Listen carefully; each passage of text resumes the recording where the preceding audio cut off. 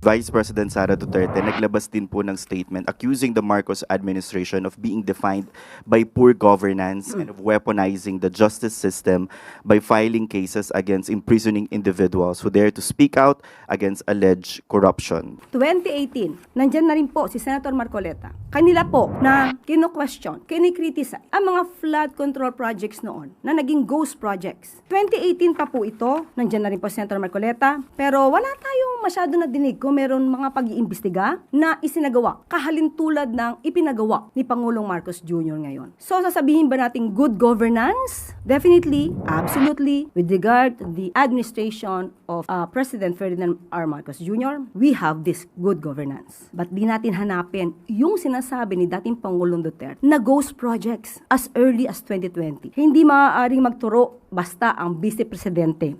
Dahil Rally in EDSA, how did he learn about it? What was his reaction? Was he also surprised? Yung rally kaninang madaling araw ay nabigyan naman agad ng impormasyon ang Pangulo. At ang Pangulo naman ay nirerespeto ang karapatan ng bawat tao.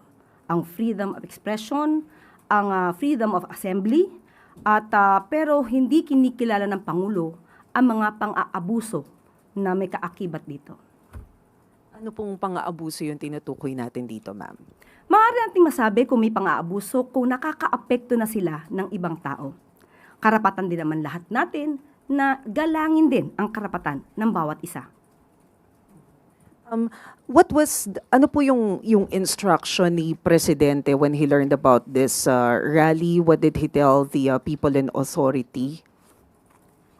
Ganun pa rin. Maximum tolerance ang dapat na ipairal at makinig lang kung ano ang kanilang sasabihin, pero kung may lumalabag sa batas ay dapat din ipatupad ang batas.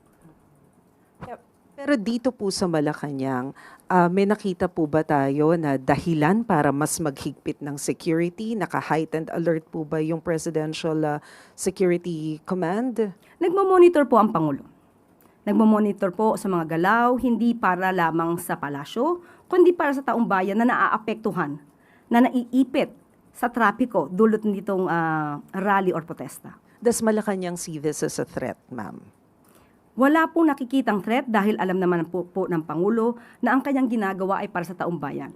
So kung meron lang po siguro mga ibang interes o interes ng ibang grupo, interes ng ilang tao, hindi po siya dapat na maging hadlang sa pagpapatupad ng Pangulo at ng administrasyon ito ng batas. Yung sunod na tanong mula kay Katrina Domingo, ABS-CBN. Good afternoon, Secretary. How grave is the impact of the rally in the eyes of Malacanang? Why did the President deem it important to or deem it fit to cancel several events this morning?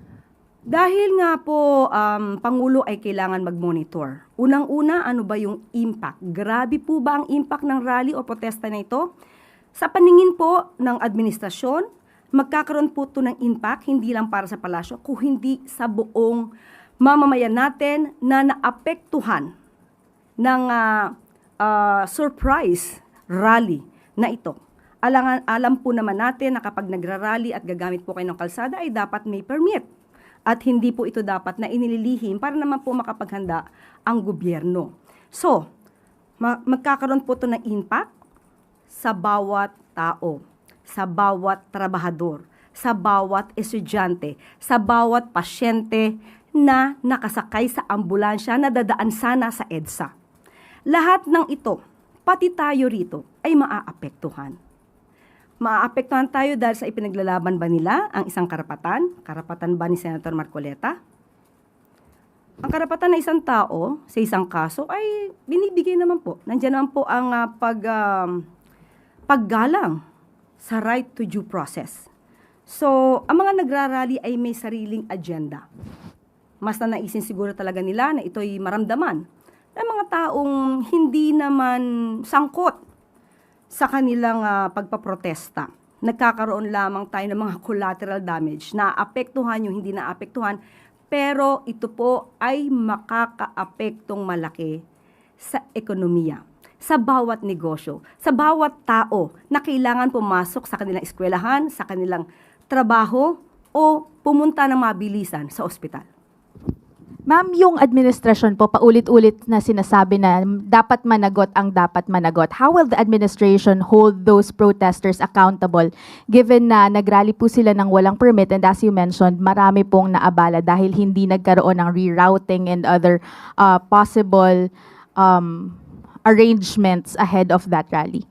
Ang pakiusap lang po natin sana kung magkakaroon ng mga pagpoprotesta o gathering ay makipag-coordinate naman sa gobyerno dahil hindi naman ang gobyerno ay nagko-control or hindi nagpapahinto, hindi kayo pinipigilan sa anumang kilos na ginagawa nyo, provided that your action should be in accordance with the law.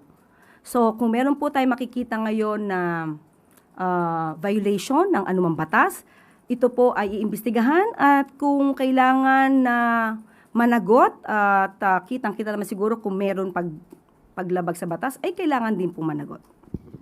Will the administration cower before these protesters who are calling for transparency ahead of the reported arrest of INC member and Senator Rodante Marcoleta?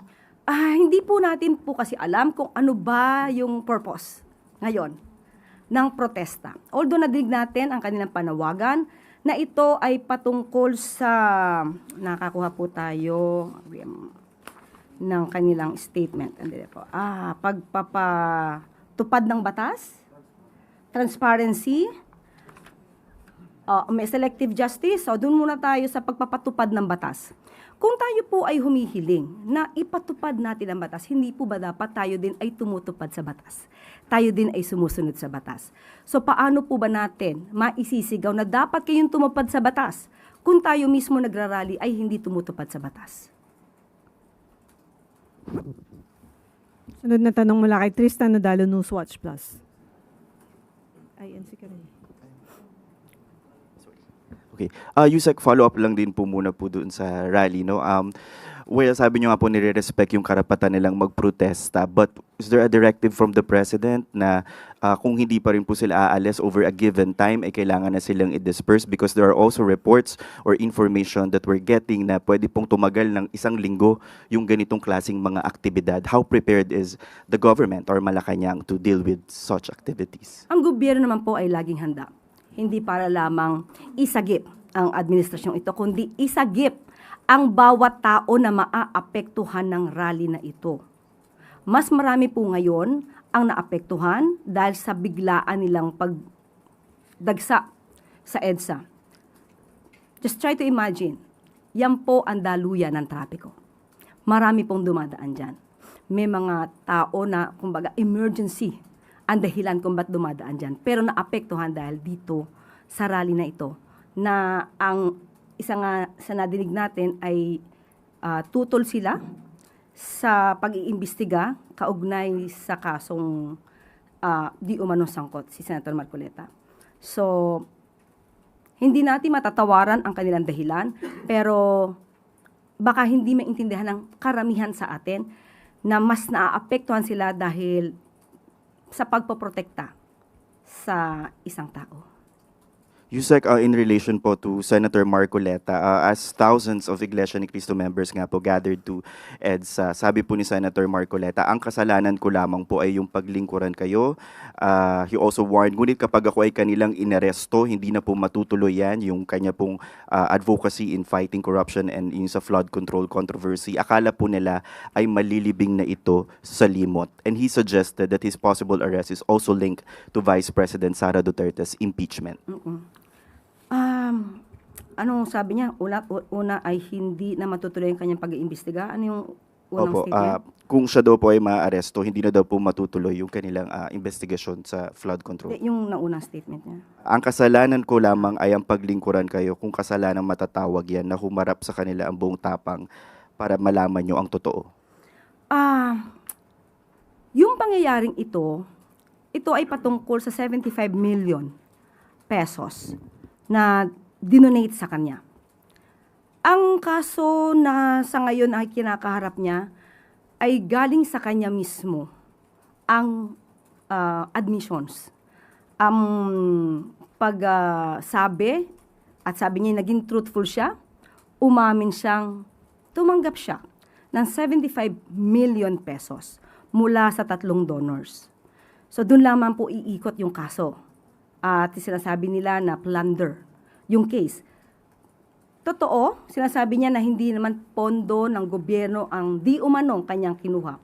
Pero sa plunder law natin, gusto ko lang ipaliwanag din sa taong bayan na sa kasong plunder, nandyan po yung binabanggit na ill-gotten wealth. At ang nakapaloob sa ill-gotten wealth ay by receiving directly or indirectly any commission, gift, share, percentage, kickbacks, or any other form of pecuniary benefit from any person and or entity in connection with any government contract or project or by reason of the office or position of the public officer concerned. Inamin po niya na tumanggap siya ng 75 million pesos habang siya ay congressman. So dun lamang po umiikot ang kaso. At siya naman po, ang sabi niya ay naniniwala siya sa justice system natin. Dahil tumututol sila noon sa pag-surrender sa ating dating Pangulong Duterte sa ICC. So, pinanindigan nila na ang justice system naman natin ay umiiral. So, bakit hindi natin paganahin ang justice system natin at hayaan natin ang proseso? Kung ito naman po ay kanyang madedepensahan ng maayos dahil sa kanyang mga ebidensya, mas maganda po na ang hustisya ang siyang humatol, hindi sa pamamagitan ng pagrarally na naaapektuhan ang iba nating kababayan na hindi naman sangkot sa kaso na kanyang kinakaharap. In relation po dyan, si Vice President Sara Duterte naglabas din po ng statement accusing the Marcos administration of being defined by poor governance and of weaponizing the justice system by filing cases against imprisoning individuals who dare to speak out against alleged corruption. Sabi po niya sa kanyang statement, this administration has been defined by poor governance and its failure to acknowledge and address the country's real problems. Nag-ugat ang mga usaping ito dahil sa pagpapatupad ng Pangulo ng batas, sa mabilisang pagpapanagot sa mga taong sangkot.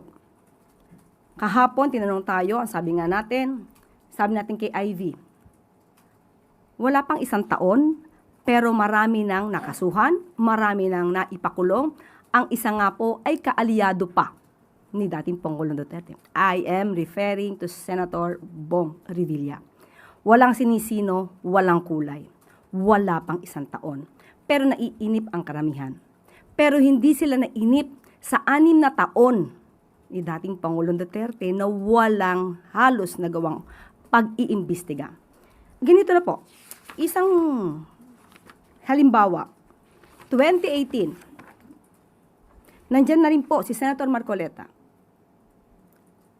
Kanila po na kino-question, kini-criticize ang mga flood control projects noon na naging ghost projects. 2018 pa po ito, nandiyan na rin po Senator Marcoleta, pero wala tayong masyado na dinig kung meron mga pag-iimbestiga na isinagawa, kahalintulad ng ipinagawa ni Pangulong Marcos Jr. ngayon. So, sasabihin ba natin good governance? Definitely, absolutely, with regard to the administration of President Ferdinand R. Marcos Jr., we have this good governance. Ang itanong po natin ay kung ano ang nangyari sa nakaraan. Ba't di natin hanapin yung sinasabi ni dating Pangulong Duterte na ghost projects as early as 2020? Saan na rin po ba yung mga ghost projects at mga maanumalyang flood control projects na binabanggit ni dating Congressman Andaya? Bakit hindi rin natin ito hanapin? Hindi maaaring magturo basta ang Vice Presidente dahil ngayon lang po nagpaimbestiga ng ganito ang Pangulong Marcos Jr. Yung mga nakaraan na nagkaroon ng pang-aabuso sa pondo, maybe through build, nag-crossover pa sa panahon ni Pangulong Marcos Jr. Kaya nga po, nung napansin, nakita, nagpa-imbestiga. Sunod na tanong mula kay Ivan Mayrina, GMA News. I-reiterate ko lang yung tanong ni Tristan Yusek because I think it wasn't answered. You repeatedly said na marami ho ang naapektuhan dito sa rally na ito. Collateral damage. You used the word collateral damage. Ang tanong ko ho ay at what point will government exercise its power and duty to restore law and order and allow people to go about their daily lives? Sa ngayon po ay mayroon naman pong iniutos ang Pangulo. Maaari ko po bang basahin kung ano ang binigay na order ng Pangulo sa PNP? Unahin ko na po ang PNP. The Secretary of the Interior and Local Government and the Chief of the Philippine National Police are presently at the PNP Command Center closely monitoring the situation on the ground. The Chief PNP has directed all concerned units to exercise maximum tolerance at all times and to work toward the swift restoration of normalcy in the affected areas.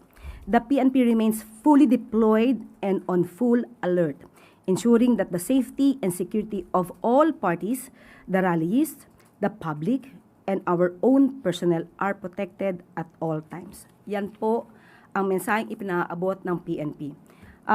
Sa ngayon po, hindi ko po maibibigay categorically kung ano pa ang dapat gawin at magiging aksyon ng ating mga otoridad. So, ibibigay ko na lamang po sa inyo kapag meron na po tayong panibagong update. Next question, ma'am. May decision na ho ba kung tutuloy ang Pangulo sa kanyang official visit to Canada tomorrow? Wala pa po tayong update sa ngayon at mas maganda po, nakausap naman po natin ang DFA na si Secretary Tez Lazaro po ang makakapagbigay ng sagot patungkol po dyan. Okay. Sunod na tanong mula kay Ace Romero, Philippine Star. Yusek, the Iglesia ni Cristo has criticized what it described as selective justice under this administration, and I quote, "We want them to know that selective justice is an injustice and we will not remain silent in the face of this grave assault on the justice that our people deserve." Do you share the view or do you agree that there's selective justice under this administration? Sa ngayon ay wala pong selective justice na namamayani sa administrasyon ni Pangulong Marcos Jr. Kaya nga po kahit na kaibigan, kaalyado, na una pa po na nakulong, na-detain, at ngayon ay humaharap sa kaso na plunder at graft case. Doon pa lamang po ipapakita na totoo ang sinabi ng Pangulo. Kahit anong kulay nyo, kamag-anak, kaibigan, kapag kayo po ay may ebidensya, at may ebidensyang laban sa inyo, sa korte nyo na lamang po ito ipaliwanag or depensahan. At kung kayo po ay makakapagdepensa ng sarili, yun naman po ang masasabi rin nating justice. So, mas masasabi po siguro nating selective justice kung gagamit ng impluensya, karahasan, pananakot, para lang hindi makasuhan ang isang kaalyado. Yun po ang selective justice. Okay, the INC also expressed support for Senator Marcoleta, and they said, what we find puzzling is why the very person who has been pushing to expose those allegedly involved in this massive theft, referring to the flood control, from the Filipino people, is now the one being charged and imprisoned instead of those he exposed. What do you say to those statements? Because the group seems to link the case with the Flood control. expose. Okay. First of all, it was Senator Marcoleta who admitted everything about the 75 million pesos that he received from the 3 donors. Walang nagbigay sa kanya ng utos na i-explain mo to. Nagkataon lang po na yung kanyang salin at sose ay hindi nagtugma at yung mga taga-media ay kinall out bakit mas malaki ang sose yung kanyang campaign expenses or election expenses as compared sa kanyang salin. And there, he admitted in his own program how he received the 75 million pesos from persons who did not want to be identified. Sa kanya po nanggaling ito. Hindi po siya pinipili. Nagkataon po na yung ebidensya ay siya mismo ang nag-reveal. Kung patungkol po na dahil hindi niya na maipapalabas ang katotohanan tungkol sa flood control mess, hindi po siya nag-iisa. Dahil ang administrasyon na ito ay gusto po ring malaman ang lahat ng katotohanan at gusto mapanagot ang lahat ng sangkot. Kung sasabihin niya po na siya lang ang daan para mapatunayan ang mga pangyayari, hindi po siya nag-iisa. Marami pa po. Kahit po kayong mga taga-media, pag nadyadyaan po yung mga resource persons, kahit wala pong Senado, kahit walang Senate hearing, makukuha niyo po ang katotohanan basta totoo ang kanilang sasabihin. At kailangan na kayo ang magtanong dahil ang mga tanong niyo ay walang kulay at hindi spoon feeding. Okay, sunod na tanong mula kay Ann Soberano, Bombo Radio. Good afternoon, Yusek. Sa nangyaring surprise rally po kanina, sa tingin niyo po ba nagkaroon ng intelligence lapses, Yusek? Hindi ko po masasagot kung nagkaroon ng intelligence lapses dahil madaling araw po ay nalaman na po namin. Siguro po talagang pinilano na magkaroon ng surprise rally. Itinago at although sabi nga natin iginagalang natin ang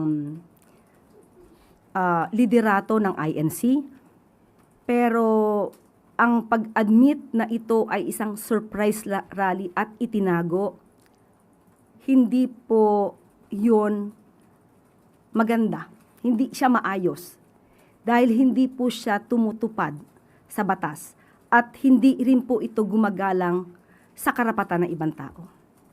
Ma'am, with this, tinanong ba ni Pangulong Marcos sa mga authorities kung bakit o paano nangyari na nagkaroon ng surprise at hindi natunugan ng intelligence community? Hindi ko po kasi masasabi kung ano po ang ginawa ng grupo. So kung sila pa pong grupo, hindi naman sila terorista, hindi naman sila rebelde. May kanya sila, private citizen sila, na may kanya-kanyang agenda. So kung hindi ko po masasabing hindi natunugan, hindi ko po rin masasabi kung may kakulangan, mas maganda po siguro maitanong natin ito sa ahensya, sa DILG, sa PNP. Pero ako, categorically, hindi ko po masasagot kung nagkulang ba pagdating sa intelligence gathering. Last na po, ma'am. Ma'am, may naging direktang komunikasyon ba si Pangulong Marcos o ang palasyo sa mga leader ng INC? Sa ngayon, wala pa pong naibababa sa aking impormasyon. Siguro po kapag meron na at naibigay po sa akin, ibabalita ko po sa inyo. Pero sa ngayon, wala po naibigay sa akin. Salamat, ma'am. Thank you po. Okay, sunod na tanong mula kay Christian Bascones, PRTV. Yusek, in place na po yung plano ng pagpapanagot dito po sa kung sino man dapat managot sa surprise rally na ito. But of course, may tayo mismo nakapanayam na mga apektado talaga. TNVS driver, umuwi na lang, hindi na makakapagbiyahe dahil sa trapiko, ubos ang krudo. Ano po yung mensahe ng palasyo para po dito sa mga taong lubhang naapektuhan yung kanilang hanap buhay? Kaya nga po ang Pangulo ay hindi na muna pumunta sa kanyang supposed to be event para sa pagtulong din sa ating mga kababayan dahil minonitor niya po ito. Minonitor niya po kung ano maaaring maging kalagayan ng ating mga kababayan na naipit sa traffic dulot ng surprise rally na ito. Ang panawagan lang din ng Pangulo, hindi lang sa mga kababayan natin na naapektuhan, doon sa mga nagrarally. Ang pagrarally po ay hindi po sagot para mawala at maabsuelto agad ang isang tao sa isang kaso. Ang pag-absuelto ng isang tao ay sa korte. Hindi po ito madadaan sa rally, pero nakikinig naman po ang Pangulo sa mga binabanggit po ninyo na nais na transparency, accountability, pagpapatupad ng batas. At yan po ang ginagawa ng Pangulo. Yan po simula pa nang siya'y umupo, simula nung makita niya na may anomalya sa flood control projects. Talagang ninais po niya maging transparent at ngayon po, nagsasagawa na rin po tayo ng mga portal para makita niyo po yung mga bidding. Marami na pong naisagawa ang Pangulo para mas makitang malinis ang nagiging transaksyon ng gobyerno. So, sana po sa mga nagrarally kung ang nais lamang po ninyo ay isagip si Senator Marcoleta. Hindi sana dumaan sa ganito na naaapektuhan ang mas marami nating mga kababayan. That's on my part, Yusek. Tinutukan ni Pangulo itong rally. Ano po yung naging reaksyon niya noong nagsimula po ito?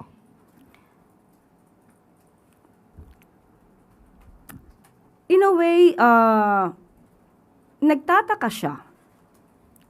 Nagtataka siya na dahil masasampahan ng kaso si Senator Marcoleta or na nasasangkot sa isang kaso sa Senator Marcoleta ay kailangan ng maglunsad ng ganitong kalaking rally ang mga kapatiran, ang ating iginagalang na mga kapatiran sa INC. But still, ang Pangulo po ay nakikinig, iginagalang sila. Ang tangi lamang niyang hiling ay igalang natin lahat yung mga naaapektuhan na dapat ay hindi naaapektuhan. Sunod na tanong mula kay Clisel Pardilla, PTV. Good afternoon po, Yusek. Yusek, House Deputy Minority Leader Antonio Tino urged Ombudsman to disclose the signed agreement for the cooperation of former DPWH Secretary Bonoan as a state witness in the flood control scam. Ganito rin po ba yung view ng Palace na dapat po i-disclose yung agreement? Hindi po tayo makikialam kung ano po ang magiging polisiya ng Ombudsman dahil alam naman po natin to ay isang independent body. At hindi tayo manghihimasok kung ano po ang proseso na gagawin ng Ombudsman provided na ito naman po ay hindi labag sa batas. Ma'am, si Senator Lacson po, binanggit niya na co-accused si former Secretary Bonoan ni Senator Jinggoy for a non-bailable plunder case at dapat daw po he should make a restitution or magsauli ng pera. Yun din po ba yung tingin niyo dapat magsauli? Again, hindi po tayo makikialam kung ano po ang panuntunan ng Office of the Ombudsman patungkol dito. Pero before ay nadinig na rin natin ang panukala or proposal nung panahon na siya ay Secretary of Department of Justice at kinakailangan ng restitution. So, again, hindi natin alam kung ano magiging policy ng Office of the Ombudsman. Baka pareho na rin nung kanyang pananaw nung siya ay Secretary of Justice. Okay. Sunod na tanong mula kay Harley Balbuena, IBC 13. Yusek, going back on the EDSA situation and follow up on Ms. Ann's question, nakausap na po ba or may plano po kayang makipag-usap ang Pangulo kay INC Executive Minister Eduardo Manalo, who we appointed as Special Envoy to the President for Overseas Filipino Concerns way back 2023? Again, sorry. May plano po kayang makipag-usap ang Pangulo kay INC Executive Minister Eduardo Manalo na inappoint na po as Special Envoy for Overseas Filipino Concerns po regarding po sa situation sa EDSA?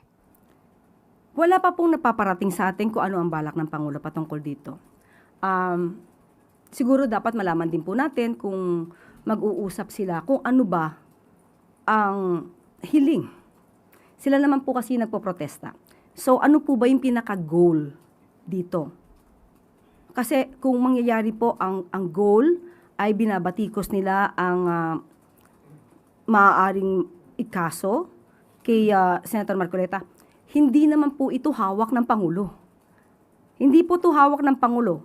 Ito po ngayon ay nasa Ombudsman. So, hindi po natin makita bakit kailangan ang Pangulo ang maging subject sa kanilang rally. Nasa kamay na po ito ng Ombudsman. Sorry, hypothetical question. Is the President willing to negotiate with INC if ever they ask for any request? Or they